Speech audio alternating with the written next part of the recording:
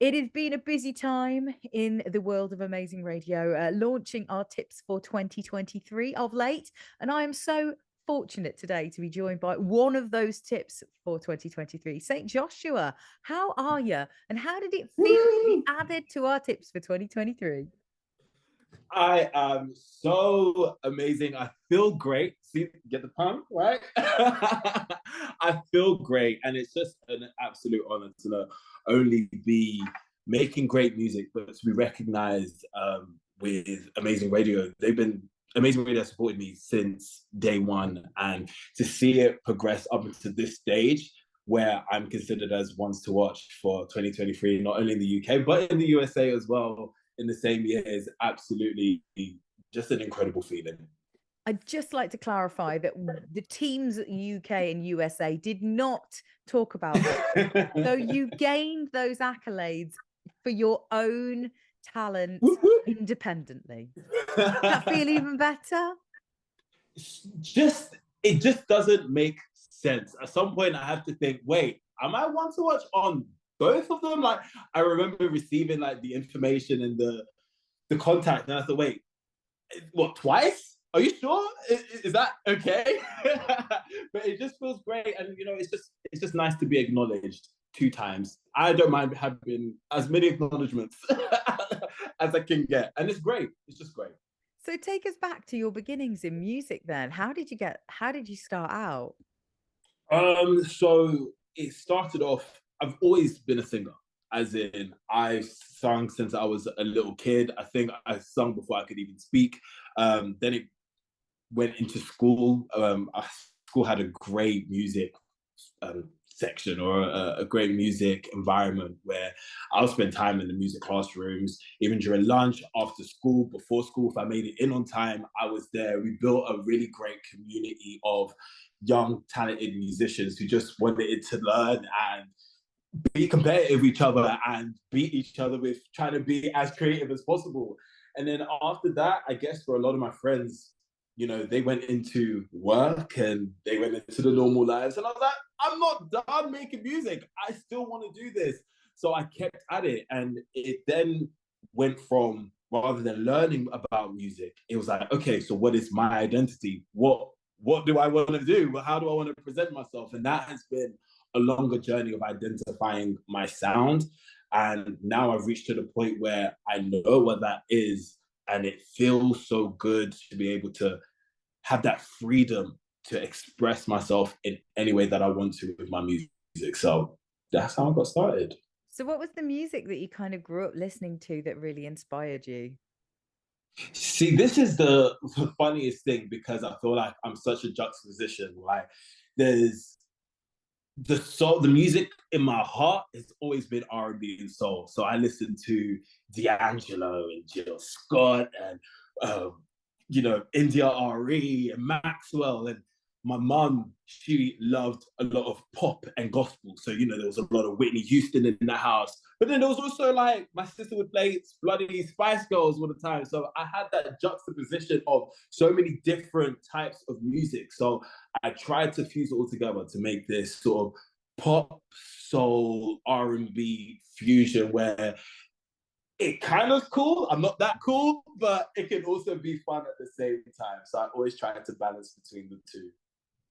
Yeah, tell us a bit more about your music then, because you have released a new EP, which we'll talk about in a minute, back at the back Yes. end of 2022, and that was your third EP. But Yeah. you've been releasing music for a few years, though, haven't you?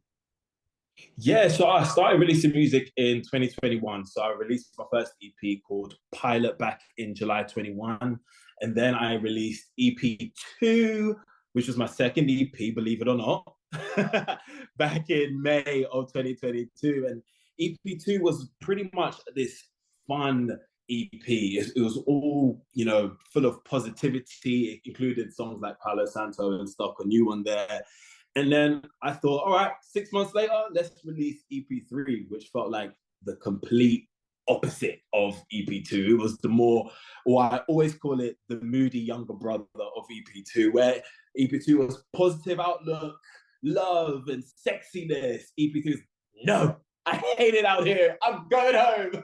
So I really wanted to show that juxtaposition because it was really a reflection of me. I'm literally Jekyll and Hyde sometimes. This is why I'm a terrible person to date. And it is on record now. So there we go. I love that because I read that you were talking about like things like dating on EP3, Yeah, matters of the yeah, heart. And like, I just yeah. thought it was incredibly relatable in this modern sphere of nightmare stuff like dating, friendships, relationships. Yeah, Everything feels yeah. incredibly hard, much harder in the digital age, I think. Very, very hard. It's almost everything can be quite flippant, especially like you said in the modern day. You could dismiss someone. There's ghosting now. You can ghost someone quickly as if they never even existed. There's a load of things that didn't really happen before we had all of this social media and digital age. So I feel like I feel it more now. And I like to say I'm always the type of person that, I would like to meet someone organically. Hasn't worked. Nobody goes out anymore, though. That's the problem, We right? don't go out. Yeah. And I feel like I'm using it more as an excuse than anything else. That's really what that is. You know, the low point when you get ghosted on a dating app, they literally just Yeah. stop replying, and you're Yeah. like, "What did I Yeah. say? You asked me a question, I responded." Yeah.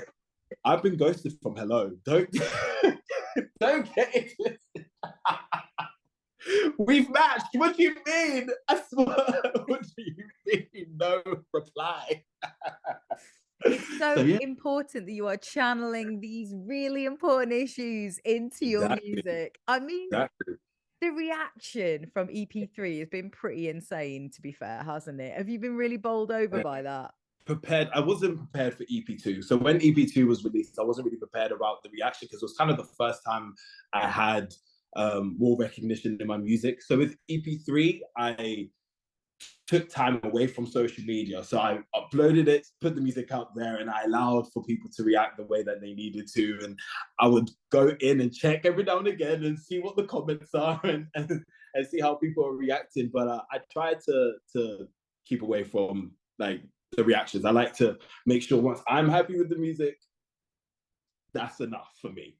I think that's the most authentic thing, though, isn't it? Like the most important thing is being authentic as an artist and Yes. putting out there in Yes. the world what you're comfortable with and what you're, Yeah. you've got to sell it at the end of the day. You've got to Yes. perform it. You've got to live and breathe it. So Exactly. Exactly. I don't want to be in a position where I release something and then I haven't had any negative comments yet, or I haven't seen it, thankfully.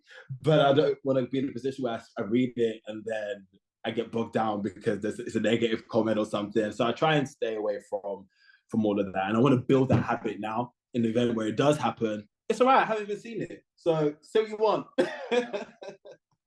I think it's just so great that you're finally getting the love that you deserve for your music. I mean, not gonna lie, I've totally been obsessed with Trip. Like, just cannot stop listening to Trip. Love the video. Love the video as well, where you're like literally set sultrily in certain locations. Right, Talk us right. through your involvement in the video as well. Whew, that is such a funny story, Shell, because so I worked with Luke Ducker and I worked with him previously. He was one of the makers of Palo Santo music video. So we worked together to create the music video, and it was something that it was such a collaborative effort. Like I worked with friends to create the storyboard and to discuss what I wanted to represent in the music video. And I gave him the director title. And on the day, I had a phone call from his wife and himself in the AM, him screaming in pain because he was on the way to the hospital and he couldn't attend the production day. I thought, what are we going to do? I said, well, the only thing I can do is direct the video myself. So I ended up directing the video. I was so scared. I was worried that I didn't have the language or the ability to be able to clearly dictate what it is that I was after, but the team was so supportive. Any hurdle we had, we overcame it, and it was just the best day ever. And honestly, I probably would do some more directing. So if anybody else wants me to be the director, Saint is here, Singer-songwriter director, boom. Mad skills. It just goes to show when you're put under pressure and you really want Yes, something to turn out well, you all kind of pull together yes. to make it work. Exactly, exactly. And honestly, it was such a great day, and I'm really thankful of everybody who worked on the video. So especially Luke as well, because he was still helpful, even though he was in the hospital. Thumbs up. So you've been working and collaborating with some brilliant people, including people that you've been working on with the beats as well. Who's been helping Yes. you out? I have two favorites who are long-term collaborators of mine. So we have Pierce McIntyre. So he's done Paolo Santo and Stuck on You and Trip with me.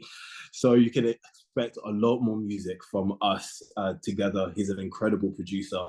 And then I've also worked with Kashi Bear. Kashi Bear did Even If We Don't, which is on EP3. And he's also worked with me to do Fake Friends. So again, I've got some amazing music coming up with him. But there's also some artists that I've been working with, which I don't want to announce yet because it's really, really exciting for me to release the music down the line. And I just want to keep it under wraps until we're ready. Are we talking collabs? We're talking collabs, we're talking maybe features, something's happening. Something's happening, I'm The loving UK it. scene is amazing. The UK scene is really, really good. And I can't wait for us to really show up and show out. It's time. I'm feeling it. It is time. I mean, this last couple of years has been clearly so progressive for you, despite the kind of lockdown situation. You've Yeah. managed to secure some PRS funding as well. How has that helped you along? See, before I go into that, I just wanted to say it was because of the lockdown, which is why we are even in this position. I got into that point of, all right, I'm at home. What am I going to do?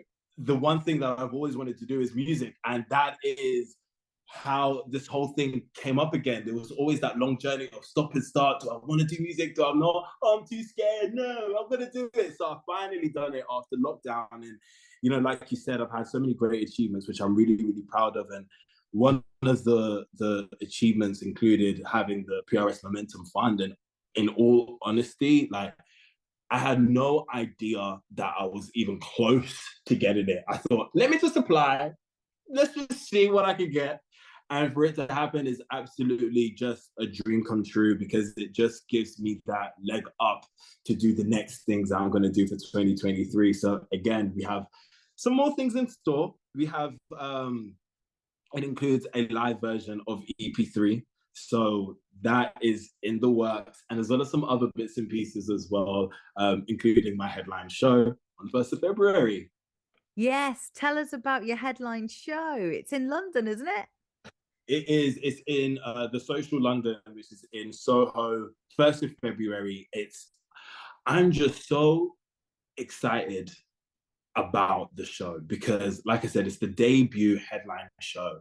And I've done so many shows before that. I've even performed at a couple of festivals, which included Latitude. And I had such a great time performing. And I can't wait to do the headline show because it's going to be a longer and extended set. I don't have to just restrict myself to half an hour. I can go as long as I want. I won't go too long, but I will go as long that for us, it'll be like a celebration for all of the work that that I've done, the music that we've released, and for everybody to just have a good time. So yeah, 1st of February, I can't wait. The live music is just going to be an incredible time. So I'm really looking forward to it.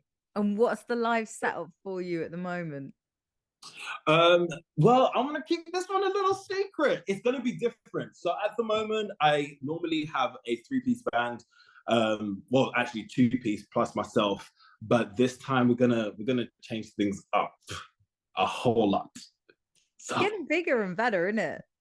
it's gonna be something. It's gonna be something. I can't wait for people to hear it. I'm just yeah. If you can hear by my voice, just understand it's going to be great music. And what I will say is this: I really love live music, and I love taking inspirations from the people that I grew up listening to that inspired me when it came to live music. So when it came to me shaping this set, I was listening to Jill Scott, she has this live album called Experience 826 Plus. I was listening to D'Angelo, even the likes of Prince and Beyonce, and how they shape their shows. And I'm not going to be anywhere near as great as them, but damn it, I'm going to try. So I'm going to do the best that I can to make a really great show with my music. And I just can't wait. I reckon festival season is definitely going to be warming up for you, isn't it, this year? Well, let's just see. Let's just see. For any listener in 2023. Thank you so much. I'm really it. excited. I'm so honored. Again, I want to thank Amazing Radio for giving me the platform. I think without having platforms like Amazing Radio for independent artists like myself, we wouldn't be able to reach the audiences or the audiences that I'm reaching now and for the future as well. So without Amazing Radio, I wouldn't have half of the success that I have now with everything that's going on. So I just want to continue it, and I would encourage for any other artist who wants to start releasing music and they don't know where to go into Amazing Radio and upload, because it's the best thing.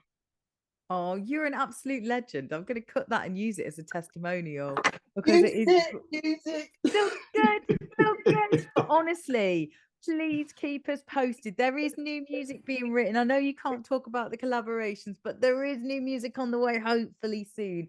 Other than the live version of EP3. The live EP. Yeah. What I will say is this. I have managed to release 2 EPs within 6 months of each other because I love making music. I'm not going to say that I'm going to release music again in 6 months. Come on, give me a break, all right? I need to breathe, okay? But music is on its way, as always. But I just want to appreciate the music that I have out now and allow people to consume it all and give it time, its respected time, and then we'll release some more. But yeah, I'm always being a creative. I'm always creating new music and tackling new genres. So here's to 2023.